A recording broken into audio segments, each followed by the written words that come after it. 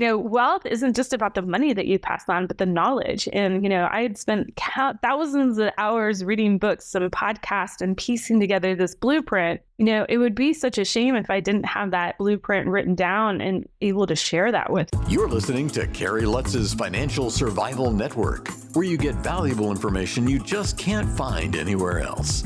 To thrive in today's trying times, you need the Financial Survival Network, now more than ever. Go to financialsurvivalnetwork.com and get your free newsletter and gift. Financial Survival Network, now more than ever. And welcome. You are listening to Watching the Financial Survival Network. I'm your host, Kerry Lutz. Well, I had this person on before, this guest, and sometimes, you think when a relationship ends, it's the end of the world, and you go into a tailspin. Other times, a relationship ends, and it turns out to open huge opportunities that you never even realized existed before. And this is the story of Whitney Elkins-Hutten. Whitney, it's great to have you back on the show. So your relationship ended, and you wound up in real estate. You got to tell us more about this. Well, it was a slow transition into real estate, but, I definitely learned my lesson along the way. But yeah, so today I'm the Director of Investor Relations at PassiveInvesting.com. I'm also the founder of AshWealth.com, where I help people understand how to fortify their financial position so they can invest in things like real estate and just become either a solid investor or just organize their finances to create generational wealth. But that's not where I started, right? That's the point of the story. I actually started, my first real estate deal was back in 2002. I bought a house with a significant other, a boyfriend. And, about a month later, after we closed on the property, the relationship fell apart. And, the one silver lining thing here is everything was under my name, the house, the bills, and everything, which made the breakup fairly easy. From a monetary standpoint. However, just the locksmith. The cost of the breakup was the locksmith. Yeah, well, there was a little bit of some cost on his end, but not disastrous, not like hundreds of thousands of dollars. Just a few $100s that we had to figure out. But long story short, the value that he brought to the table is he was going to complete the rehab on the property. I didn't have any of these skills, and so once we figured everything out, here I had a house that had green shag carpet, psychedelic daisies painted on the walls straight out of the 1960s. And I was like, you could have opened a commune. You could have opened a commune. It would have been perfect. Well, I sold the property full of roommates, actually, to help offset my bill. There you go. That's great. And then paid my friends in sushi, beer, and pizza, and got a Home Depot 1-2-3 book because YouTube didn't exist back then. And, we learned together how to do drywall, tile, electrical, a little scary, plumbing, and, pieced this property back together. And 11 months later, I sold it. And I thought, the whole entire time I thought this property was going to sink me. But at the closing table, once I got that check in my hand, I made more money in that one transaction than I did at my day job that had me traveling, sometimes 80 hours a week. And not only that, I figured out, I'm like, wait a second, I haven't even been paying for my own bills this whole entire time. My principal, interest, taxes, insurance, that was gone because of my roommates. They were covering all the electricity bills and utilities. I'm like, wait a second, how many more of these deals could I possibly do? And that's when I really started to understand that I could unhook how I created value in the world from how much time I spent at my day job. And did several more of these live-in flips on my own, and then eventually transitioned into buy and hold real estate when I realized what I really needed wasn't equity growth, but more so cash flow growth. Right. A really great story. And now you've got a book out. Tell us the name of the book and tell us why you wrote it. Yeah, well, so the book is Money for Tomorrow: How to Build and Protect Generational Wealth. The book really picks up at the very beginning of the story of how I got into real estate, and grew my portfolio, from live-in flipping to, 36 single family homes, doing 10 flips a year, and then hitting my next level of achievement, which was, wait a second, all I did was buy myself another job by holding all this property. How could I possibly really truly get into the investor side of the equation and have true passive cash flow to grow my wealth? Well, we talk a little bit about real estate in my journey in that book, continuing to grow my portfolio, being a general partner on 10 multifamily deals, raising on over 40 deals, and scaling my portfolio passively in passive real estate like multifamily, self-storage, express car washes, and stuff like that.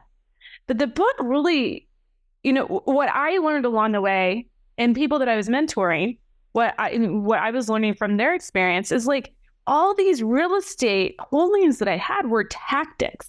What was the overarching strategy? Like, what was the objective I was trying to achieve? What were the rules of the money game? And then what were the strategies I needed to learn in order to win this wealth game? And so I really had to take a step back. And that's what Money for Tomorrow is that step back, bringing people back to not chasing the tactics and the headlines, but really, what is that blueprint that we all should have learned in high school and, maybe even early on in college to help us understand what does it mean to build wealth? What are the rules, the 4 rules you have to master in order to actually achieve wealth? And then what are all the different strategies that help you win the game, right? Like if you're going to play Monopoly, rule number 1, don't get knocked out of the game, right? Even if you're picking around the board, and you don't collect $200, are you in a good, sound financial position to not get knocked out of the game? So we talk a lot about how you create wealth, how you protect it, how we grow it. I think we spend, especially in real estate, we spend so much time on how to grow real estate that we forget the other 2 underlying rules, which is creating it and protecting it. And then, for those of us who are really trying to set up, our family's wealth for generational wealth, how do we pass it on to the next generation? And this is thinking beyond just like a trust or a living will or anything like that.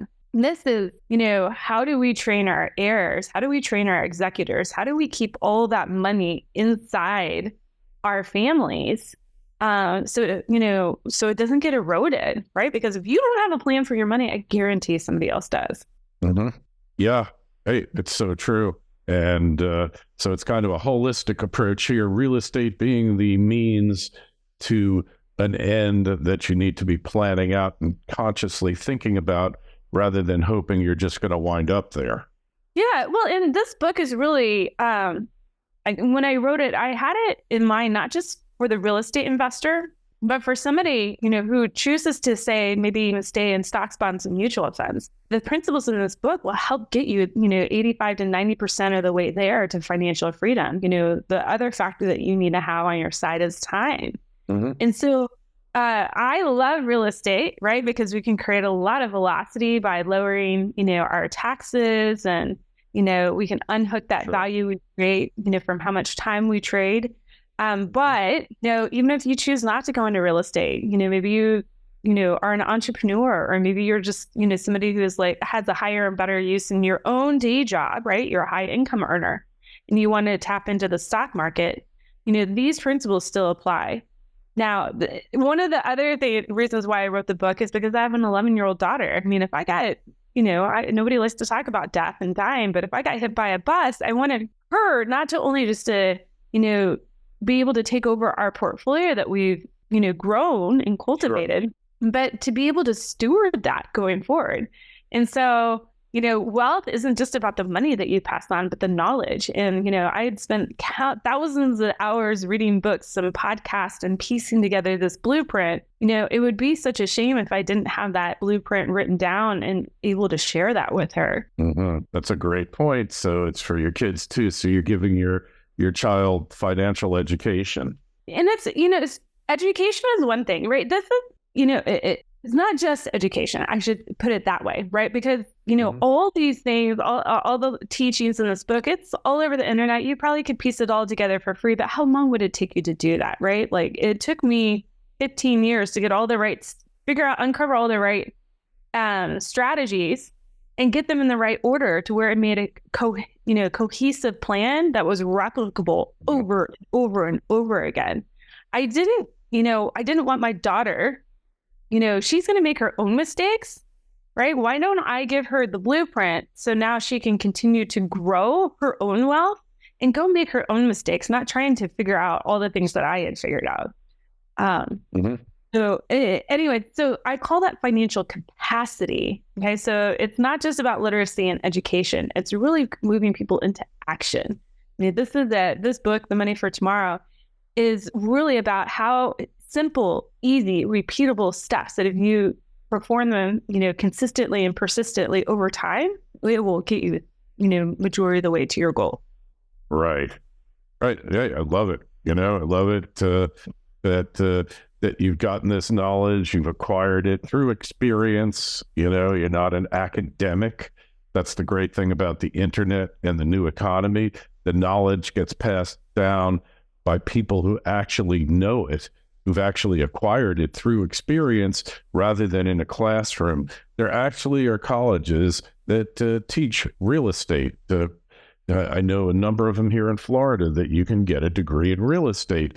But hey, until you've actually gone in and rehabbed a condo or a house, it's all just book stuff here, right? So until you've had the raccoons party in your attic and have to remove your drywall back up, again, all academic. Right.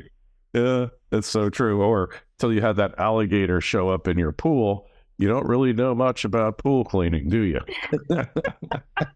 Oh man, no, I'm preparing for another, podcast later this week, and they were like, make sure to bring all your crazy stories about real estate, and I'm like, you're going to have to contain me. Which one do you want to hear about? Yeah, maybe your next book, you just write your war stories. We all got our war stories. I'm a recovering attorney, 30 years. I got war stories like you can't even believe. I keep thinking I should start a podcast called Legal Theft, because that's what the legal profession is. It's just legal theft. But I don't want to be too cynical here. You do have an 11-year-old. I got grandchildren, and somehow we have to try to make it better. But I love that you're sharing your wisdom, your knowledge, and hey, I love your positive attitude too, right? I mean, there's a lot of bad things happening in the world, but most of them you can't do anything about. So why be miserable, right?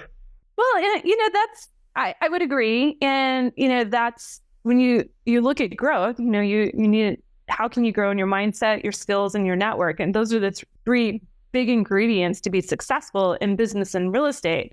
I will tell you, my mindset when I had my first issue on one of my rental properties was very different than today, right? The world was ending. I had to rip out that property with the raccoons partying in it. But if that happened to me today, I would, if they called me in the middle of the night to tell me that, I would probably hang up the phone. I probably would, first of all, even answer the phone. You're not a managing agent doing this stuff. You wouldn't be. Yeah. But I mean, even then, if they told me the story, the property manager told me the story, I'd just be like, okay, how much is it going to cost? So it's, taking those incremental steps over time. And I think that is something that is a skill that we have to learn in order to, continue to better ourselves. I see it in my daughter today. It's all or none. I want to learn this thing immediately overnight, and I want to be the best at it. I'm like, no, that's not how life is. We have to, learn how to roll with the punches and, pick ourselves back up each and every single time, and, look for the things, that can help us grow in that situation. What are the lessons and learnings? Hey, such a great point. Hey, we really love what you're doing here, Whitney. How do we connect with you on the web? Where do we get your book, and how do we find out more about what you are doing? Yeah. So you can pick up the book. Pre-orders open February 1st. The book launches on February 22nd. If you order off of Bigger Pockets, if you go to biggerpockets.com/money for tomorrow or /Whitney, either way, that'll get you to the website to where you can pre-order the book. You get a bunch of free things, like a free masterclass, 4-week series masterclass that help you implement the teachings in the book and really set you, down that path of building generational wealth. You can also find me at ashwealth.com if you want to connect further. All right. Hey, this is great. Really appreciate your coming on. You got a question for Whitney, myself? I'm sure you do. Shoot me an email, kl@kerrylutz.com. The link to her site is in the show notes of this interview on financialsurvivalnetwork.com. While you're there, subscribe, and we'll also have a link for her book. Really appreciate you coming on. Whitney, wish you the best. Let's talk again soon. Thank you so much, Kerry. Thanks for listening to Kerry Lutz's Financial Survival Network, your solution to today's trying times. For the latest, go to financialsurvivalnetwork.com. Financial Survival Network, now more than ever.